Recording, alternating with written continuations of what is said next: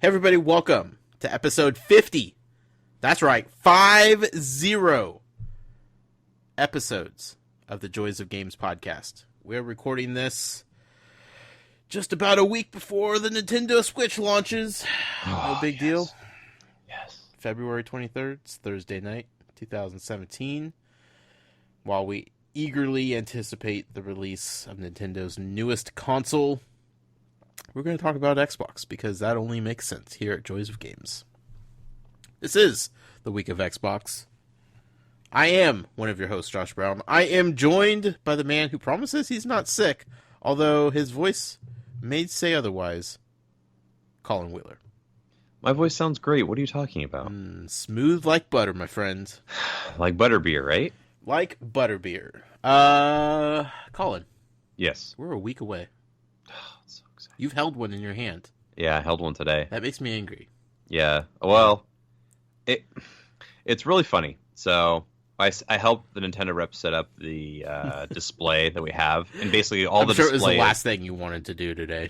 I was super excited. I'm not gonna lie. Like I saw, so the shipment of the actual display came in yesterday, and there's strict rules of if vendors should put them out or if the store should put them out. Okay. And in this case, you have to wait for the vendor to put it out. So the vendor shows up, and then I ask her if she needs any help, and then she basically needs help just physically lifting it onto the section where it goes. And basically all it is it's like this big metal fixture with I want to say 50-inch TV, and then it has a Raspberry Pi tablet that tells you all about the Switch. Okay. So that was kind of a bummer right off the bat. I was like, oh, so it's not actually something I can play. It's just basically information on the Switch. It's a really nice display. It looks great, and I think it's going to, customers are going to really, Sure.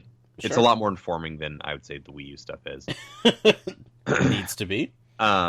So after I helped her out there, I'm like, can I help you with anything else? She's like, no, that's okay. And she's like, you want to hold a Switch? I'm like, yes, please. So she gets the Switch out of her little backpack. She's like, I'll let you play around with it, but the one thing is you can't turn it on. I'm like, what? She's like, yeah, we can't show the user interface. And I'm like, well, she's like, I know it's leaked on the internet, but I don't want to lose my job. Fair enough. I'm like, that's fair. So she handed it to me. Would anyone really know if she turned it on? I mean, no, but at the same time, it's just yeah, weird things can happen. I know. It's always, especially a job like that, a Nintendo representative are actually really difficult jobs to get. So, and to, they're always watching. Yeah, they are. Yeah. So she handed it to me. I basically undocked the Joy-Cons on both sides and docked them in, and they just snapped. So it sounds so satisfying, and it really feels premium. If you hold, let's say, an Xbox One controller, and you feel just how good, how premium it feels compared to, I don't know, the Wii U gamepad, it's a night and day difference. It feels so good and it looks so slick. Okay. It really, the Mad Catz knockoff cheap controllers. Yeah, it doesn't feel like that at all. It feels amazing, and the control sticks move around really well, and you can click them down, which I was really excited about. So it's gonna be awesome. I really think just aesthetically speaking, it's gonna exceed people's expectations of how good it looks. So. That's one of those things is once it's in somebody's hands, what's the first impression? And if they're like, wow, this is an impressive piece of technology here, boom, you got them. Yeah, and I was surrounded by coworkers, one who's a mega Xbox fan. That's the only console he has. And and after holding it, he's like, man, I got to get one of these things. So I was like, yep, there we go. How tempted were you to just run out of the store? We were joking about that because she walked around the corner to throw some trash away from the display, and we're like, all right, well, free Switch, let's go. Yeah, it could have been gone. So, did it have a game in it? It did not have a game in it. I looked around on it. I kind of lifted up the cartridge port just to kind of see what it looked like. Flipped up the kickstand, and the little micro SD card is inside of it, inside of there. So I everything you were permitted to do, you did. Basically, yeah. I don't blame you. Man, crazy. Dude, seriously, it's a week away. A week and 2 hours as of this recording. Are there going to be demo stations at Best Buy? I I think maybe some stores will get them eventually, Mm. but my thinking is they're not doing demonstrations because they want as many units to sell as possible. Sure. So I could see after they keep up with the stock that they might release like actual playable demos, but I don't know. Like I haven't heard anything in other stores, like really big box stores, like the one that you go to, Yeah. over by the airport. They may Mhm. get one, just because they make so much. They have so much more room and they make so much Sure. more money. So I guess I just I'm curious how they're going to secure it and all the pieces that switch in and out of it. You know. yeah, I mean, it would have to be something similar to what Apple does. Like if you go to Apple Area, they have the iPad secured and they look really nice. It's going to be Yeah, something but similar how to do you that. do that with the Joy-Cons that just slide in and out? You know. Yeah, it's probably the same security that Just that, tether each piece. honestly, yeah, I genuinely think that's what it's going to be like. Or just hire somebody to stand there and I hand it to you. I remember there was PlayStation Move demos, and that's what they did. They had tethers to both the Move remotes, and I know it's different because they don't click down, Right. but it's the same concept. Like you have the screen, and you have these two separate remotes that are supposed to go in each hand, so Mhm. they can get creative. Sure. It just worries me because then that changes the experience that people have with it, you know? Yeah. Because then they feel like maybe it's a tethered thing. Like maybe that's how it will act. People are that dumb, Colin. We know that. Oh yes. You know, like they would think that Oh, yes. those cords plug into your console somehow, and it would. Yeah, I don't know. Right. I'm just curious. Just curious what. But you're right. I mean, they'll probably just want to sell as many as they can without using them for demo stations. But Yep. anyway, we're not going to talk about the Switch this week. We're not going to talk about the Switch next week. Sure. But we are we're planning. totally not going to talk about it. Yeah. Not at all. Because look, I'm going to do my very best next week to block it out and try to focus on what I have in front of me, and just try to make the time pass as quick as possible. The more I talk about it, the more antsy I get, and it's just downhill from there. So I'm really kind of going crazy. I should be like you. I wish I was as strong as you, because for me, like, the hype is so big for me, and now that I'm just seeking out on Twitter. I will search Switch and just see what people are saying about it. you are at sick, this Colin. point. I'm so blacked out on it. It's phenomenal. Like, I just want to hear everybody's take on it, like, as collective knowledge. I'm so excited about it. I just want to walk in, grab mine, take it home, and be like, yeah, Also, it helps that I have a game like Resident Evil 7 keeping me occupied. Yeah. Mm-hmm. I'm on my 4th playthrough. Did you get the trophy for the 4 hours or whatever? Oh yeah, Nice, good job. Yeah, buddy. And with that trophy, I got a circular saw. Oh, cool. Which is unlimited use, and it is exactly what it sounds like. It's a circular saw. It's powered, and it's a melee weapon. So you do have to get close to enemies, but it's just a spinning blade of death that allows you to just chop and hack and dismember enemies with ease. But that sounds like the equivalent of the RPG, like just this monster weapon that you can just kill everything with. yes, except for the fact that you do have to be right up on people, which means you do have a brief moment in time where they're able to swipe at you or jump in a direction or catch you off guard somehow, and that is frightening because it's not, you're not invincible with it. Like, it will take off ahead, no problem, but just any movement that gets them out of the range of the saw blade means that they're going to take a swipe at you. And I'm playing in Madhouse mode now, which is the hardest difficulty, and a couple hits and you're dead. So Wow. it's it's pretty grueling, and I'm enjoying every second of it because this mode, it doesn't have checkpoints. So if you die, you have to start back at whatever the last place you saved was. They brought back the save technology from Resident Evil 1 with the ink ribbon and typewriters, except it's cassette tapes and like a voicemail, like not voicemail. What did people call it before voicemail? Voice recorder. Nope. No, that's not what they called it. Answering machine. Oh, yeah. So that's how you have to collect cassette tapes to use in the answering machine to save, and there's a limited amount of those, which means you are only allowed to save a certain amount of times. And when you die, you revert back to the last time you saved, not the last save or checkpoint, which the rest of the modes have. So sometimes if you're getting cocky, like I've done a couple times, and you're like, I don't need to save. I'm good. I'm rolling through this thing. No problem. I'll save it the next time I get to a save room. I'm not going to backtrack for the sake of just saving, right? And then you die, and you're like, well, there's an hour of gameplay gone because now I have to start all over from the last save, and that sucks. But it's my own fault. Risk-reward thing I'm going for. And the tricky part is, so the enemies are faster. They're more aggressive. They do more damage. You can take less damage.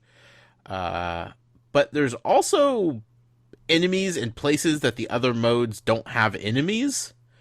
So after playing through the game 3 times, I felt pretty confident that I knew around every corner where an enemy was going to be. And then this mode just slaps you in the face. It's like, no, stop being cocky. Stop it. Just stop it. But then I'm starting to get antsy because then I know when enemies are going to be around a corner and then they're not there, and then that's even worse because it's like, okay, if they're not here, now where are they? Dude, no. Do you have to complete that mode to get the platinum? There's a couple trophies associated with this mode. One of which is to find all the antique coins in this mode, because in the normal modes there's 18 antique coins to collect, but in the Madhouse mode there's 33. And they're also in completely different places than the other modes. So that's a fun Easter egg hunt. So there's that trophy associated with it. Then I think there's just a trophy for completing it in Madhouse mode. But the ultimate goal, other than getting those trophies, is once you complete Madhouse mode, you get unlimited ammo for any of your weapons. So you just have this little token thing that says, oh, you have unlimited ammo. And you get a weapon, and boom, you're good to go. So then, once I get that, I'm going to play through it a 5th time, Colin, and I'm going to play through it on easy, and I'm just going to clean up all the other trophies that I haven't got. That makes sense. And those trophies are the tough ones. Like, there's 2 trophies specifically that I'm going to be going for, and one of which is to only use 3 or less health items in the game, which on easy won't be too hard because you regenerate health as you run around. Plus, it'll be on easy, so that there won't be as many enemies. Plus, I'll have unlimited ammo, so I'll be good. The only tricky part is the game forces you to use first aid twice. So that means you can only use it once on your own through the whole game. So that's why I haven't done it yet, because I need a little help with that one. And then the other trophy is to only open your item box 3 times, which the game forces you to open up at least twice. No, it forces you to open it up 3 times. So you won't be able to open it up at all, which, if I'm not going for anything else collectible-wise, or I'm not worried about picking up ammo or health or anything like that, then I could just run through and just blast everything with a shotgun and call it good. So it will take a 5th run-through to get a platinum, but at this point, I feel like I've gone too far to stop. So we'll see. That's crazy. I can't believe you playing that game that much. Like, I know you love it, but like, I can't think of the last time that I replayed a game through all the hard difficulties. Like, Yeah, I know. It's stupid. I don't understand it myself, but there's just like this carrot on the end of the stick for me. And I love this game so much. The second and third playthrough I did in about 4 hours each. The third one was under 4 hours. So like, knowing that I could run through the entire game in less than 4 hours, it's like, you know what? I could do that in one sitting, which I did. I sat down one night and I was like, I got this. And that's an easy goal to achieve, Mm-hmm. whereas like a giant open world game, like one that might be coming out next week, or two, is just like you could spend 100 hours doing this, but like there's never. It's just like you could go over here and do this, and you could go over here and do that, but like there isn't that gameplay loop of putting in 4 hours each time that I'm getting with this one. So Yeah. we'll check back in next week, and I'll let you know if I got that platinum yet. Nice. Hoping. I've been playing a couple games. Yeah? I've been playing Hayden, my son, and I have been replaying all the 3D Zelda games in preparation for Breath of the Wild. So we're now playing Skyward Sword. We're about halfway through the game. That game, and I was texting you. That game is so weird. Like Yeah. I forgot how freaking weird that game is. Oh, they do some things in there. Yeah, like they're really unique and really interesting. Like the time mechanic where you basically have 2 sets of time and you have to solve a puzzle while in the past, but also in the future. And then later on, you get like this like time ball that you have to carry around with you, so you're kind of in control of the time sequences and rooms. Like it's super interesting. It's super weird. The one thing like still bugs me is there's some sections like for the most part the motion controls are pretty forgiving, but there's some sections like the boss battle with I can never pronounce his name, the Jaralim guy, the main bad guy, Yeah. where you have to basically hit his hand or the opposite way of his hand, and for some reason the sword just like never it never wants to hit the right way. He always grabs it and knocks me back, so Right. that's kind of frustrating. But like it's a really good game. Like it's really, really well done. Like it's not my favorite by any means, but it's not bad either. Like in my mind, I was thinking this is terrible. I never want to replay it again. Even though like the first time I played it around, actually thinking back, I really enjoyed it. So I just am clamoring for. I would love to see an HD remaster on the Switch with the Joy-Con controllers because it's really good. It's a really good game. Yeah, it is. Underappreciated. Yeah. Yep. Colin, let's talk about some Xbox, shall we? Yeah, let's do that. No, actually, you know what? Oh yeah. Yeah, I digress just a little bit here. I don't want to talk about games yet. I don't want to talk about Xbox yet. Okay. We have a whole show to talk about Xbox. I want to talk about something I've been watching. Okay. Now I just want to make sure I have the right name of this show. It's a Netflix original. It is called Santa Clarita Diet. Have you seen this? The Drew Barrymore one? Yeah. I have not watched it yet. Have you heard anything about it? I have seen trailers of it. Okay. It kind of grossed me out, so I did not pursue that. Sure. The first episode is pretty aggressive with the gross out factor. I will say that. If you could get past the grossness of the first episode, and this is a minor spoiler alert, although it tells you what the show's about if you just like go to it and whatever.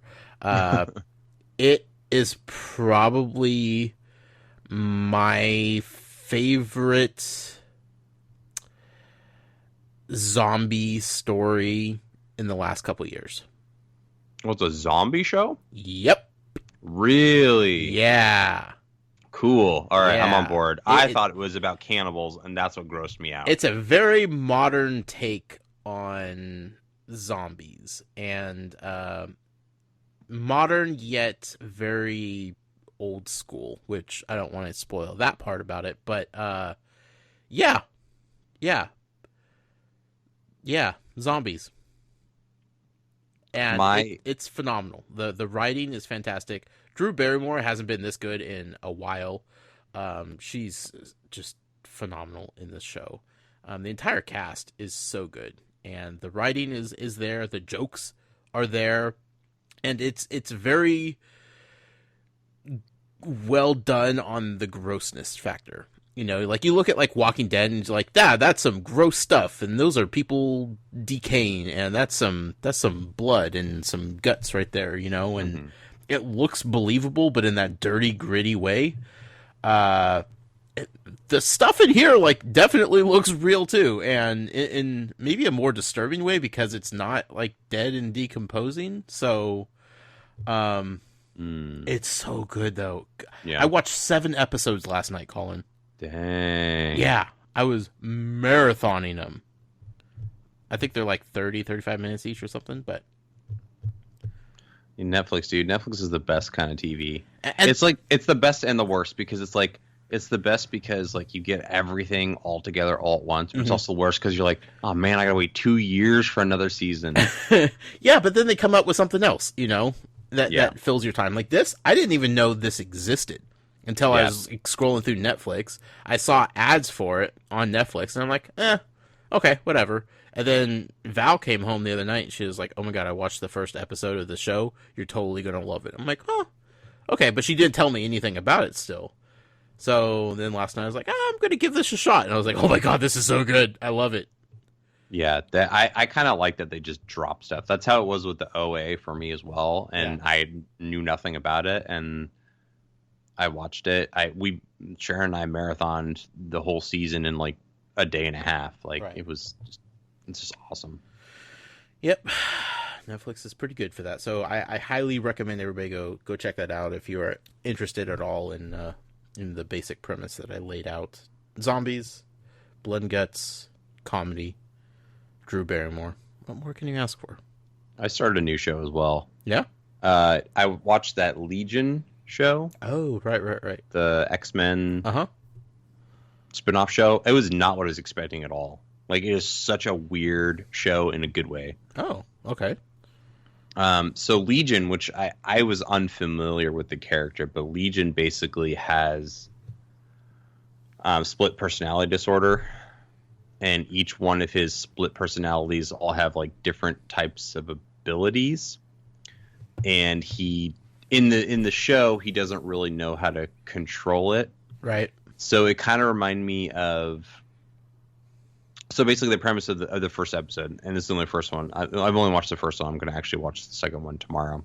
He's in a psychiatric ward because something happened that people think he's crazy because he's like, I can hear people talking to me even though they're not talking. I can see people even though they're not there. There's a yellow demon following me around. But people are saying it's not there. But like in his mind, he's like constantly thinking like, they think I'm crazy. I am crazy. I'm not right. Like these aren't real. But then he's also like, these are really real. Like I'm really scared. I don't know what to do. So it totally does not set it up like an X-Men show at all. It or a mutant show for that matter. It sets it up as like a trippy, like dark. I wouldn't say dark comedy. It's just like a dark, like psychiatric ward drama. And then like, I don't want to spoil anything, but the last like 15 minutes of the show, you're like, what is going on? There's so many twists and turns that are constantly happening, and it's freaking awesome. Like I'm hoping they continue to do the premise of like confusing the audience to make new revelation throughout like what's actually happening and what's not, or what's in his head and what's not. So Sure. It's really cool. Cool. What is that on? It's on FX. Oh, okay.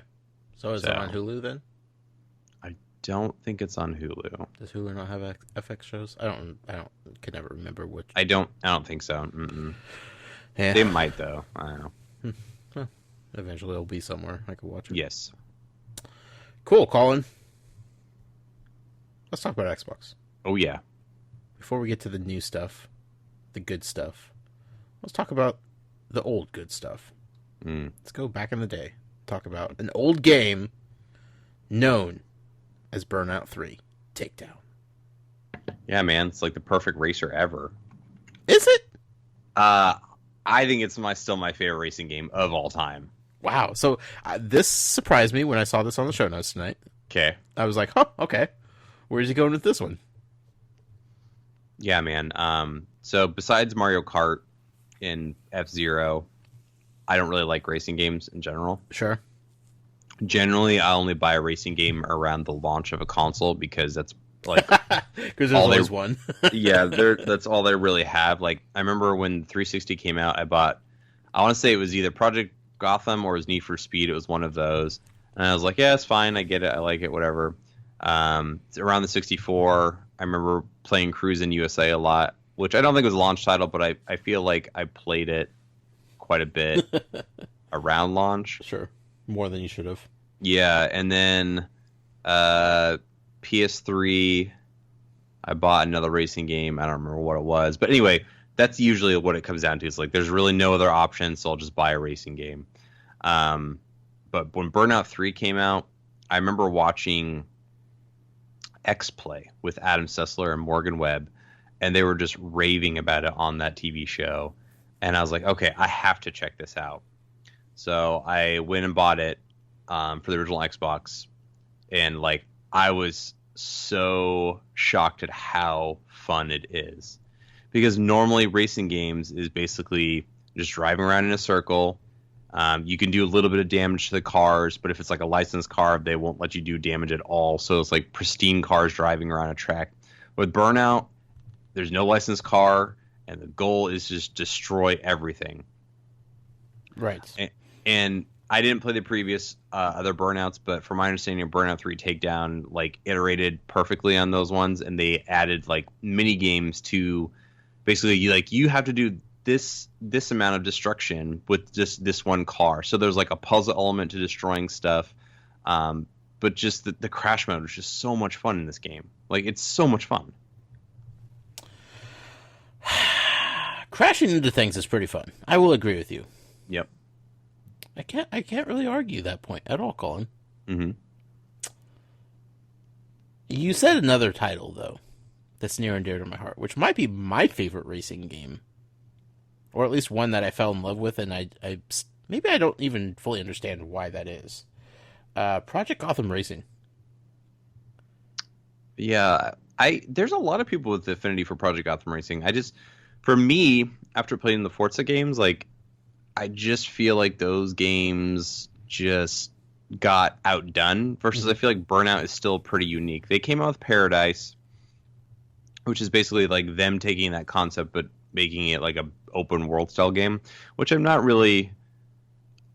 I like that game, but it wasn't as like fine tuned and like, it wasn't as bloated as Burnout Paradise. Like I feel like Burnout 3 was like exactly what I wanted from not only the racing and the controls, the graphics, the crash modes, the other multiplayer type modes. Like I thought it was great. I still think it's great. It's still my favorite racing game beyond the Mario Kart series, because like kart racing, I kind of put that in a separate category. Sure. Yeah, Burnout always kind of has been in its own little niche corner of the racing world. Yeah, it's definitely the arcade style racing games versus the simulation games, and I feel like Need for Speed. We used to be Once Upon a Time arcade racer, but I feel like lately they kind of want to do a more realistic crap with story and cops, and I don't know. I don't really care about that series anymore. But yeah, Criterion Games put it out in 2004. Is it that long ago? Yeah, wow. Which is kind of crazy. That was the last year of the original Xbox too, because the 360 came out the very next year. So that one and Fable came out around the same time. It's crazy. Was that backwards compatible? And Halo too. No, because it's original Xbox. Was it on the 360? Oh yes, I believe so. And they also did Burnout Revenge, which was also pretty good. Like it was kind of like Burnout 3, but I feel like there's a few features that were missing. But they did it like a cross like development. Like you could get the 360 version or you could get the original Xbox version as well. Right. So. I never would have pegged that to be one of your favorite racing titles, but then again, like I don't know what your favorite. I mean, other than Mario Kart, you know. Yep. Burnout 3. Takedown. Crash some stuff. Dude, just give me another Burnout. They are talking about doing a spiritual successor. Was that the last Burnout game? No, Paradise was the last one. Oh, that's right. Okay.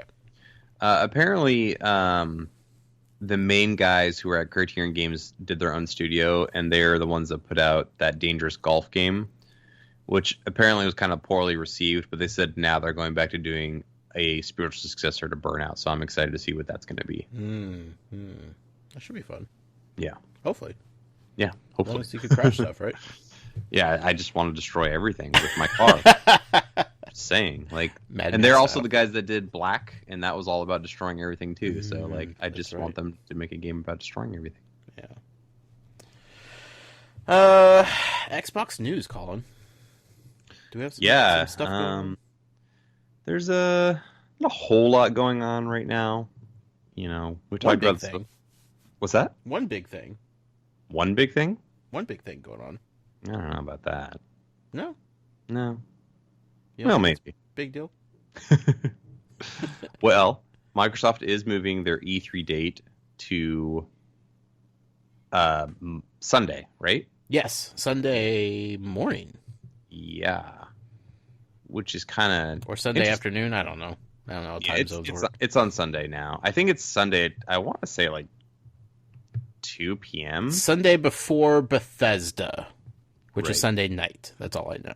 Yeah. So Bethesda's usually like at 6 o'clock. So I Sure. imagine it's going to be probably like 4 o'clock-ish. Anyway, they're moving away from the busy Monday, where, you know, I love Xbox, but Sony knocks the wind out of Microsoft, it seems like, the past 3 years. Yeah.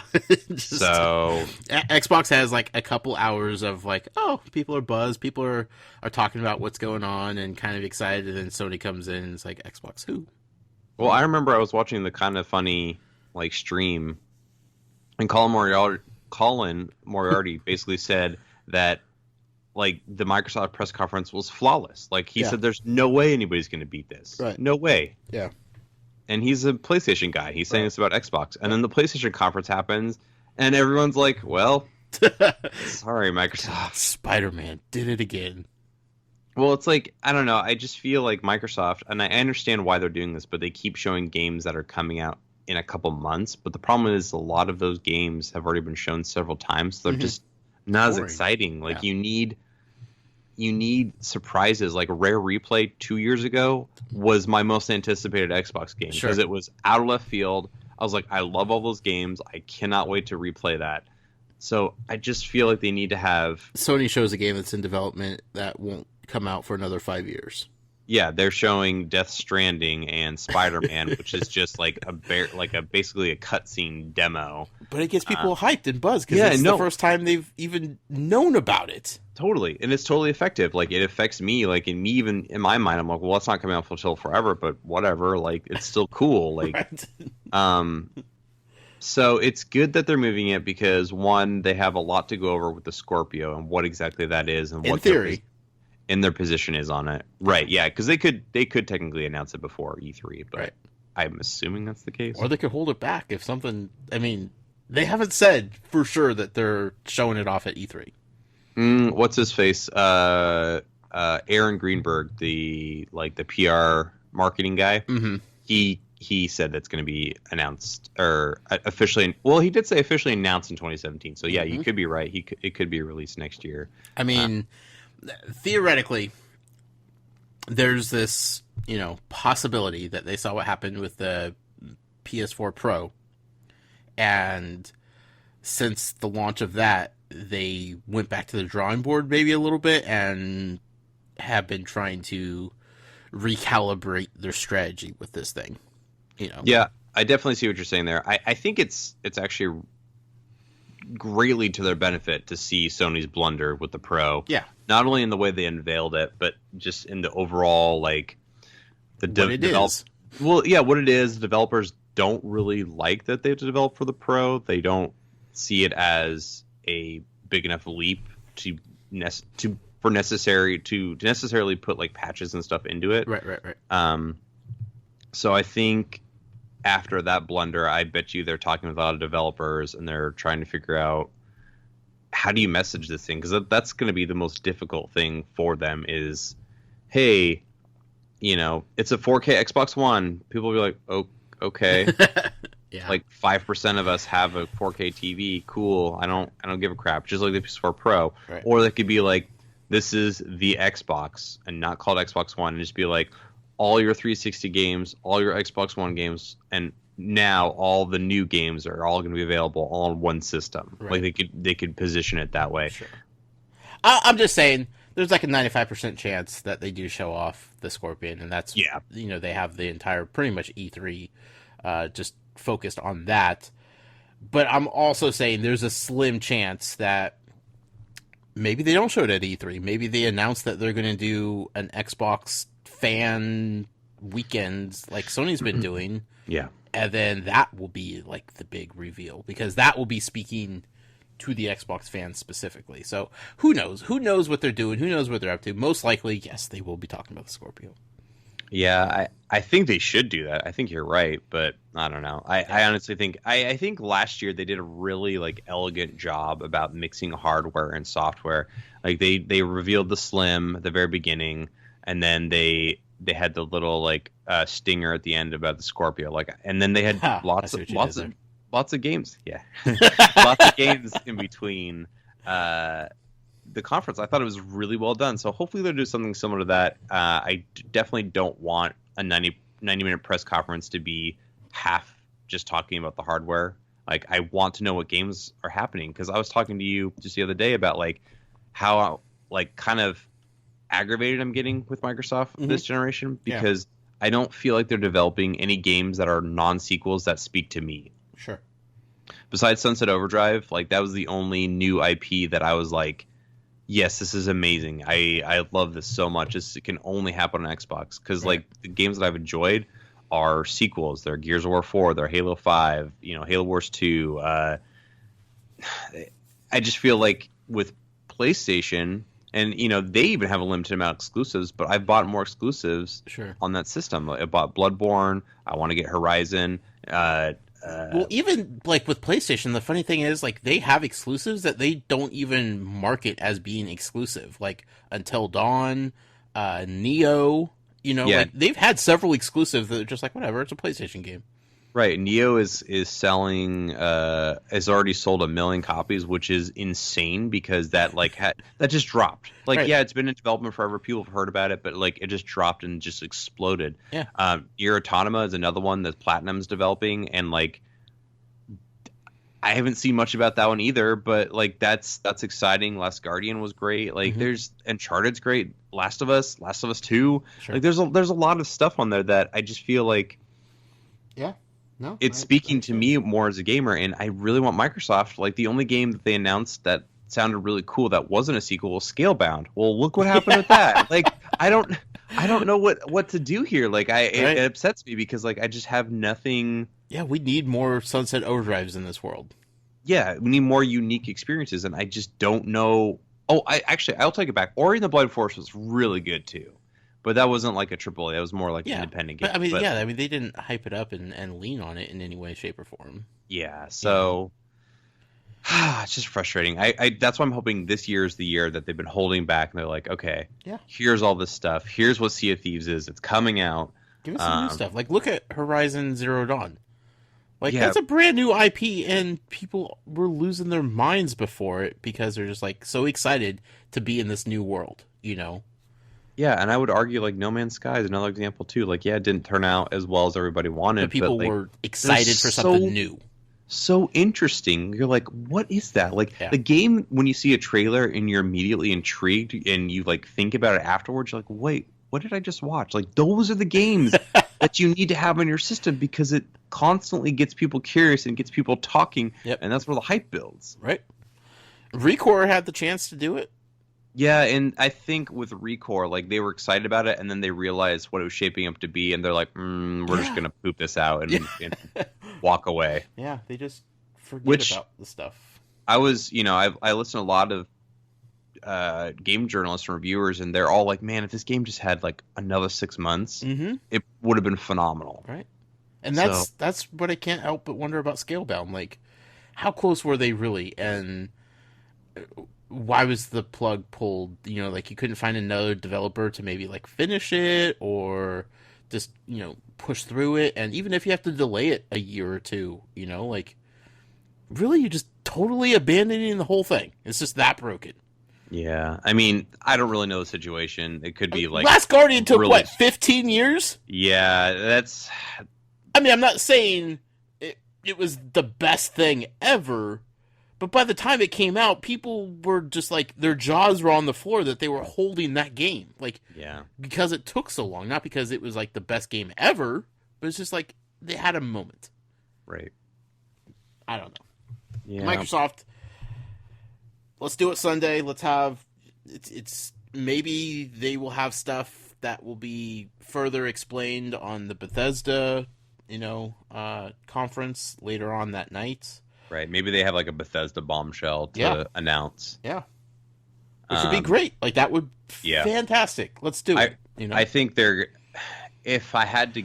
Well, I don't want to go to predictions. We'll do a prediction show later. But, it's... I think they've got some really good plans. And I think this is going to be Microsoft's best E3 since the first year Phil Spencer took over. So... Well, they're going to have their whole day to themselves, Whatever Bethesda announces, we'll be fine. But, let's be real. E3 is dominated by Microsoft, Sony, and Nintendo, and what those three companies do. So, right.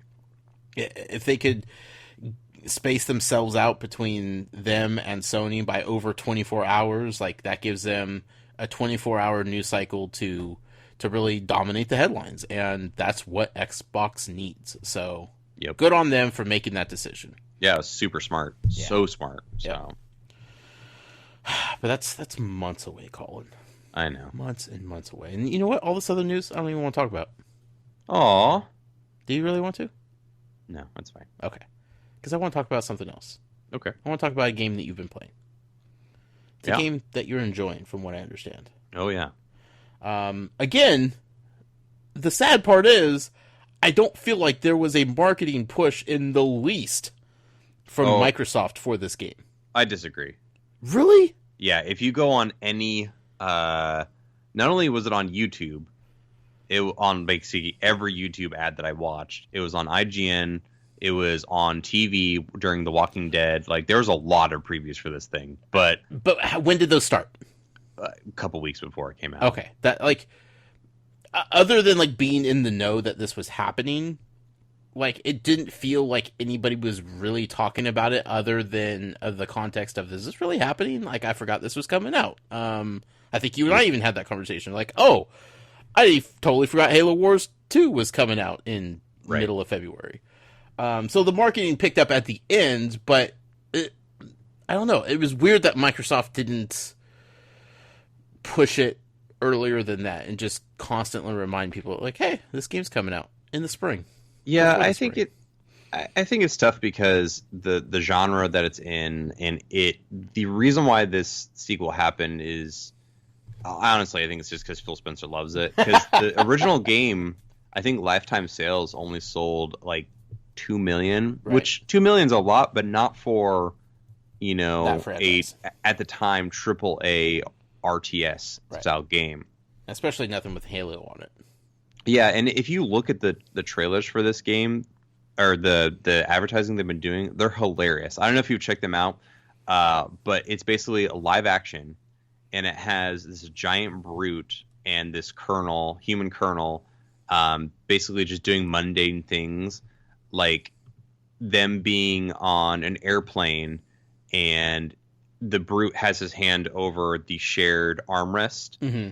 And the colonel will be like, "That's my armrest," and he'll be like,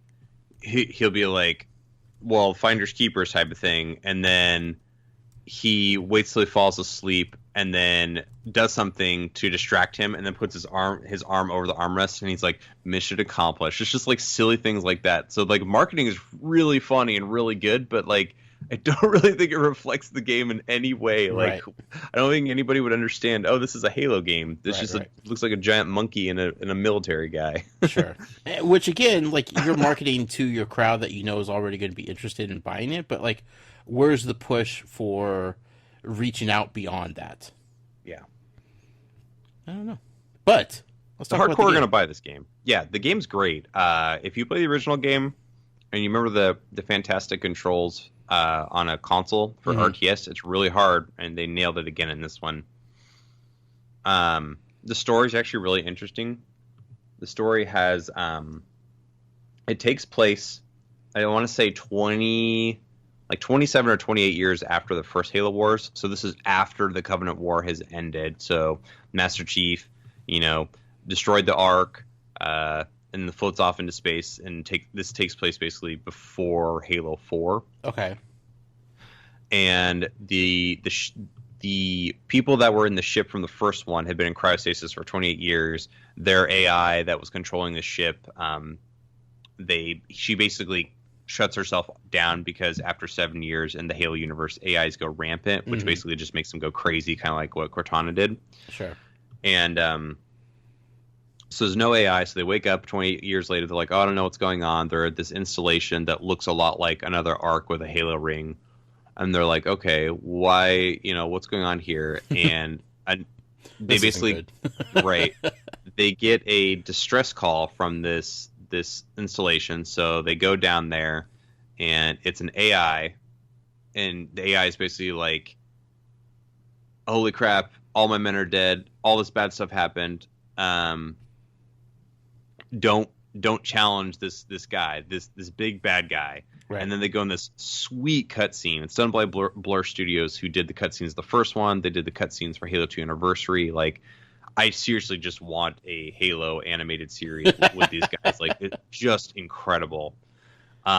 She goes into this long story about Atriox, which is the new antagonist in the game, and he's this giant brute who overpowered the Covenant when the Covenant Wars were happening. Like, people could not challenge him and his army. So he's basically just like a big bad brute. Like, he's just like a monster, and he's like the leader of the, I don't know what they call them now, but like whatever the remnant of the Covenant is left, like he has a whole bunch of people behind him. Mm-hmm. So he's like dominated this whole installation. And the Colonel guy's like, well, we have to fight him because we have to get the installation back and blah, blah, blah. So very much like, we have to beat the bad guy type story. Sure. But it's so cool because there's Spartans and there's all the different Halo, all the different Halo things that you would expect, like warthogs and tanks and just a bunch of different stuff. But the RTS style is basically like any RTS game that you would play. You basically just build a base, you farm for materials, then you can grow your base, you can grow defenses. It's really cool in this game though, because like when you are controlling it with a gamepad, there's a couple different things you can do. You can select your like crew that you want to attack an enemy, and some of them will have like an alternate fire. Like with the Warthog, you can click A to attack an enemy, and they'll basically just use their chain gun, or you can click Y and they'll actually ram them. So you can actually like run them over, and their like bodies will go flying. It's hilarious. Huh. And then you can also get like Marines, and they'll shoot with their standard guns, or you can press Y and they can throw grenades. So there's kind of like a little bit of a variety and a little bit of strategy there on how you want to take down different enemies. And then they have like hero characters, which are basically your Spartans. They're basically just like a standalone character that's like a lot more powerful than the other ones. They'll have like a Spartan laser or a rocket launcher, depending on what the setup is and what the level is. Sure.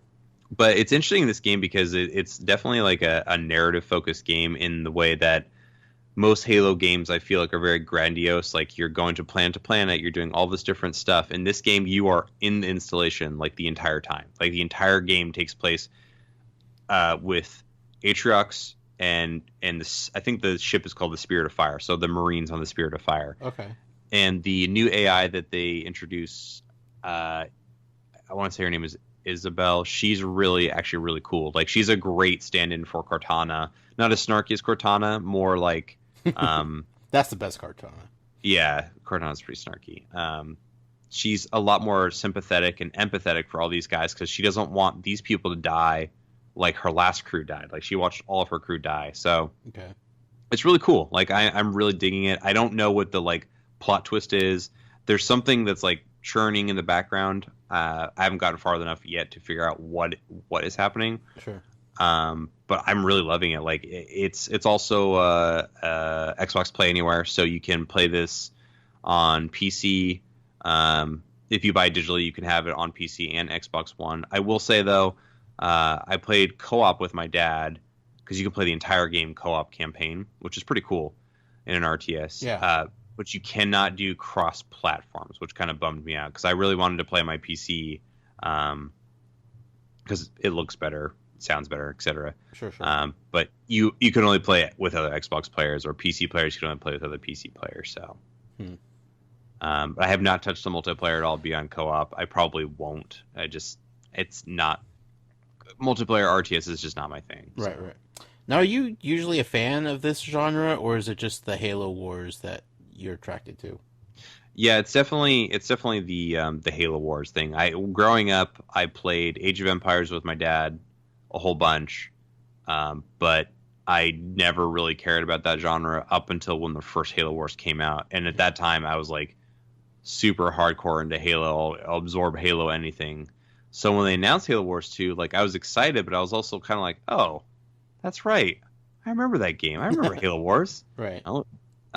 So it's not like I much prefer the first person shooter games, but it's still like great, and it's a great storytelling piece. It's a lot easier to tell a story in RTS because there's tons and tons of cutscenes than there is in a first person shooter. So sure.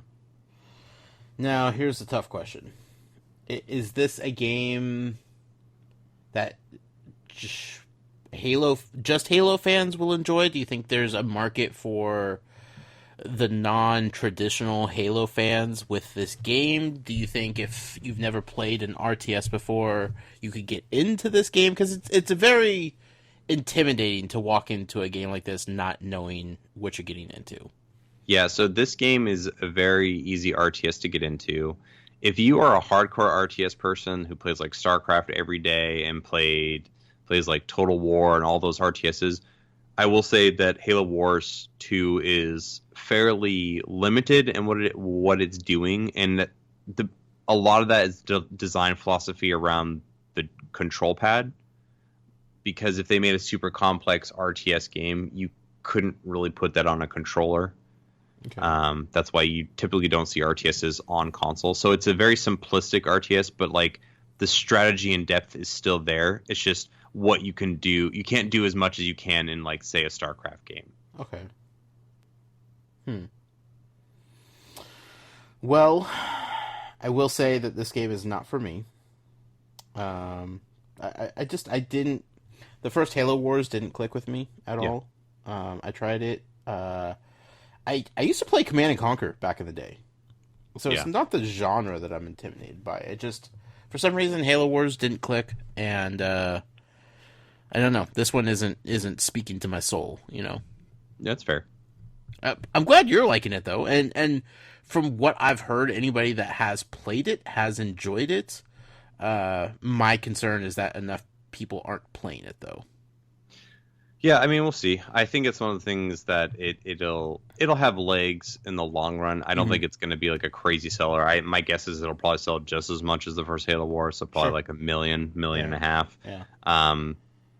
It's just it's really weird to sell an RTS in the day and age when RTSs are dying. Right. Because MOBAs are taking over, and MOBAs have, in my opinion, most MOBAs have a lot more depth and a lot more strategy and a lot more, I guess